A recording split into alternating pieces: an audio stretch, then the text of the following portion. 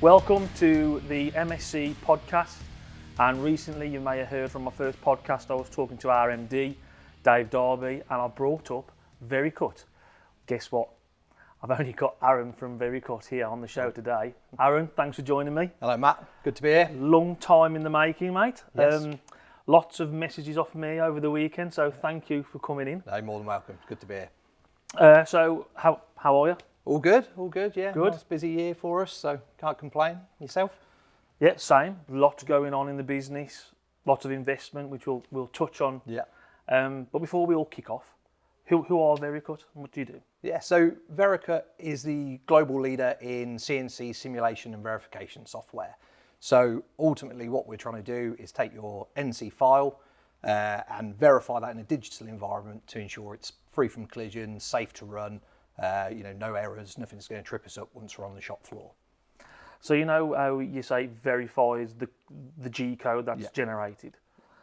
If it does come across an error or it flags up there is going to be a collision, do you have to adjust that within the software, or do you have to go back to your CAM software to adjust? Yeah, so Vericut will give you a visual representation of the error. So if there's a collision or a near miss or over travel on a limit, and then from there you can make changes in Vericut as it's standalone. You can edit the NC file, but ultimately we'd always say go back into your CAM system, make your changes, keep your source data clean, repost it, bring it back into Vericut and test it. I've had plenty near misses, Aaron. Plenty near misses. And that's why you use Vericut now. Use Vericut, exactly. So when I'm importing my files over to Vericut, do I have to reset the positions in Vericut, or is there something that communicates between the two? There's two ways to set up Vericut. So you can go manual and sort of longhand, so you bring everything in individually, so your NC program, your models, your work offsets, tooling, etc., which doesn't take too long. It's all quite self-explanatory. You click on the button for what you want to add that in. Or for most of the CAM systems now, we have a direct link with them or an interface. So a click of a button, we can say transfer all that manufacturing data, bring it into Vericut. It'll automatically set everything up as it should be, and good to go. And is that with just specific softwares, or have you tried to have like a wider reach with the majority of the CAM softwares? So like I say, pretty much all bases are covered with the CAM software.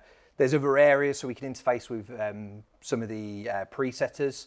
Also, we have interfaces with the tooling directories. So most manufacturers have got a digital catalog where you can download models, so we can interface with a lot of them directly and bring models straight in. So it's quite easy to use. Obviously, that whole goal of what we're trying to achieve is make life simple. It's if we can bring everything in at a click of a button and save time, you can get on, verify it, get it out. You just mentioned something then about presetters. Yeah. So can the software link with a physical tool presetter? Yes. Yeah. How does that work then? So there's some limitations around it, I guess, and who we work with at the moment. But the ones that we do work with, it's basically we can enter the sort of presetters data and catalog. So if you measure a tool, you've obviously got your height, your diameter, etc. We can bring that into Vericut. It reads back into the software. Yeah. So obviously, then if it creates a 3D model, as some of the presetters do, we can then use that as our model to bring into Vericut. I didn't know that. That's interesting. Yeah, that's one thing I've learned today, anyway. Now, just touching on the relationship between MSc and yourselves, I know we've worked together for the last 2 or 3 years, maybe a touch longer. And with the investment that we've got going on in the tech centre with our new machines, I can only feel that's going to get stronger. Yep. How do you see that panning out moving forward? Yeah, so for us, all the partners we work with are important. Obviously, there's a benefit for each individual one and different offerings that they bring us. And like you said for yourself, there's been an existing relationship there anyway. I don't think either of us have really leveraged on it too much, but now there's a good opportunity to do that with the investment here at MSc. Obviously, us driving the product forward. I think there's a good scope now to sort of get more involved with customer projects, whether that be from a Vericut level, an optimization level, or a turnkey level. That's really where I think us as a business and the conversations we've had together is the directive that we see this going now, and hopefully just make it stronger and so not just supporting you at a local level within the tech centre, but wider into your customer base. I agree. I'd love to start getting you more in here, working with myself on projects and the engineers, and then we can actually deliver that back to the customer together. Yeah. So you talk about the verification. What else does the software actually do? Yeah. So we have obviously the core software, which is Vericut and the verification side of stuff. As we sort of quickly touched on, there's interfaces, plugins, etc., that help us with other aspects of that sort of manufacturing process. But we also have a module called Force, which is our optimization module. So from there, we can start looking at reducing cycle times, etc., and increasing tool life. A few different bits within that. So does that read? Is that excuse me? Is that reading the code that's generated? Yeah. And then analysing it against the model. Yeah. And adjusting the speeds and feeds. Exactly that. Yeah. Basically, yes. What we find is any NC program. You'll start putting your speeds and feeds in, whether that be from catalogue data, from previous knowledge, from tooling suppliers. And you very rarely hit that recommended data consistently throughout a program. Yeah. Even now, using sort of dynamic strategies from CAM systems, they're good, and they do offer a lot, and we do see a lot of savings with them, but we can still take that further. So when I say, trying to make that constant, if you take any NC program, bring that into Force, you'll see you'll have a very sort of flat feed rate throughout the program. Might be some changes, especially more with dynamic strategies, there will be some changes within it. But your chip thickness tends to vary up and down. Effectively, what we're trying to do is turn that upside down. So we want to keep the chip thickness as flat as possible and then allow the feed rate to move based on its cutting conditions. So obviously, if it's got a higher or lower engagement with the tool, we can adjust the feed rate to suit that.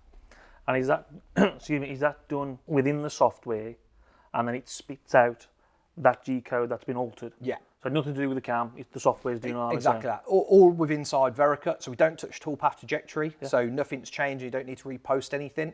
All we're doing is adjusting them feed rates based on the motion that's already there. So again, if Vericut sees that the tool's not in contact with the material, we can then put a higher feed rate in that and effectively emulate a rapid move. It's not actually a rapid move because we're not reposting anything, but we can tell them the program to go to a higher feed rate or a maximum feed rate. But it's important as well, when you sort of hear the word force, you think, oh, we're forcing the tool. Yeah. But we're not, it's actually the other way around. So even though we're allowing feed rates to move and we're trying to control chip thicknesses, we're also making sure the force on the tool doesn't increase. And you've got a lot of squeal or vibration. What we can do is then actually use the software to take that spike out. So you might see at that point your chip thickness actually drops down slightly, your feed rate drops down slightly, but that's all because we're trying to lower that force that's being put on the tool so we're not getting big spikes, etc. So you're forcing it to be a stable process? Yeah, we'd go with that. But that's sort of the important thing to look at, because obviously a lot of the time if we're pushing a tool and it's just purely a case of let's up a feed rate and there's no logic behind it, what's the detrimental effect on the tool, on the cutting edge? So we're, like I said, trying to protect that cutting edge whilst seeing a cycle time reduction, but ultimately an area that we kind of overlook a little bit, which is quite important, is actually the tool life saving. Yeah. And it's something we're seeing more and more of, but it's not always so much about cycle time, because we can create bottlenecks within a process, but actually customer might say, I'm spending too much on consumable items, how can I bring that cost down? It could just be something as simple as getting a better process or a better feed rate throughout that chunk of NC code. This is where I feel the partnership actually falls into place, because our engineers actually look at increasing the tool life for the customers, which actually starts reducing their cost per part, which then they can pass on to their customers to either win further work or to retain the contracts. And that's it, and I think the days of box swapping are long gone. Everybody wants an engineered solution now. So it's not as easy just going in and going, we can offer you a tool at 50% of the cost. Yeah. Because people are going, well, am I going to get 50% of, lose 50% of my tool life and performance? So like with yourselves and other partners, what we're seeing now is more and more of this engineered solution, taking a process, looking at it, re-engineering it, reprogramming it, looking at strategies. And really, like you said, that's where this partnership works because you guys can go to your existing customers, re-engineer a process. We get the opportunity to showcase Vericut within that because obviously you guys verify it within the tech centre, but then also we can start to look at what we can do using Force in the background. And it's just something else to go back to the customer with and say, look, here you go, here's a good solution, saved you time, done everything you wanted it to do, but this is where you could take it now by, investing a bit more money. And long term, every program you can start to use this software on and increase your throughput within the shop. Do you find that, the existing customers who've got the software already, do they, do they easily take Force on? So it's a bit of a funny one. It's you'd like to think as soon as anybody hears about Force, they go, well, I've got to have that. I think the problem with it is that people see what we can do and they kind of go, oh, it's a bit hard to believe. Depending on your material, it's going to depend what sort of saving you can get. So non-ferrous materials, you probably get somewhere up to 15-20% cycle time reduction, obviously dependent on the strategy, the size of the part, etc. Your harder materials, that's where you're going to see your big savings. And we've got examples where titanium with dynamic roughing strategies, and we're taking 40% out the cycle. So it is a little bit like, actually, is this possible? So what we tend to have to do a lot of the time is we have to benchmark. We take a customer project, we'll run that through Force, do some testing, show them the results, give them a presentation, all the usual sales bump of what we do, and then probably take that out onto the shop floor, physically test it, make sure them savings that we're seeing match, and go from there. Normally at that point, it's quite a good success rate then to get a customer to buy into the process. But we're starting to see as well, even with newer customers, that actually Force is sometimes the driver behind investment, whereas it's always been, well, we want to save time on prove out by using Vericut, and we want to make sure our process is stable. We're seeing more and more conversations now where actually customers going, yeah, Vericut's nice and it's a good bonus to have, but actually it's the saving that we can get from optimization. So whether that be feed rates or... And is it primarily milling, or is it milling and turning? Milling and turning. So we have two separate modules, Force milling, Force turning. Obviously, if you've got a mill turn machine, you need both modules for that to work. Sometimes we find that on a mill turn, they might not want the turn inside, but 99% of the time, they'll buy both. Excuse me. And so there's good savings to have in both. Milling, we tend to see the larger savings because of the nature of what it's doing. But, obviously there's more and more strategies coming out within turning as well, and, different approaches to how we can program stuff. It's not just go to a depth of cut and run along, the diameter of a bar. We're seeing different things come into it, especially with like grooving as well. So turning optimization, there is a lot to gain from it. So don't dismiss it. If you are a customer and you're watching this, don't dismiss, I've only got lathes or, I've got mill turns. Definitely worth a conversation about both areas, and see some good savings within both. Now, off camera, something that really caught my attention was, I didn't even know you was going down the route, was this digital machine connectivity that you mentioned. You want to just explain a bit about that? Yeah, so it's relatively new. Sort of within the past 6 months, we've really started pushing it, and it's now an opportunity for us to close that loop from the production office and the digital world of Vericut to the shop floor. Because as everyone knows, you can do your job perfect. But then as soon as you hand it to somebody else... Generally on the night shift. Or that, no comment. But once it goes to the shop floor, and it's no one's fault, no one's perfect, we're not robots, so there's always going to be deviation in what we set up. So tool lengths, you're never going to get bang on a nominal size. You're never going to get a workpiece in the exact location. So now CNC connectivity gives us the opportunity to connect into the true machine control. And what we can do with that is start doing some pre-checking. That's our initial offering with CNC machine connectivity, is the pre-check. So with that, we can check the parameter files to make sure they match against what the files we have, the parameter files in Vericut. The machine parameter files. So if there's any errors, it will highlight that. Same as the tool lengths. So if there's any difference in tool lengths, work offsets, etc. And what we can do is then feed that information back into Vericut and rerun it, and see if actually how it is set, is it okay, or is it going to cause us problems? Is that tool being 2 mil shorter? going to mean that we're rubbing the bottom of the tool holder, or have we got clearance? Obviously, if it's good, we can update that, save that into Vericut, and that's our new Vericut session. We know we're safe to run on the shop floor. If it's not, then obviously we can make the necessary changes, or whether that be on the actual machine or in Vericut. So when you say check the tools that have already been preset and in there, Yeah.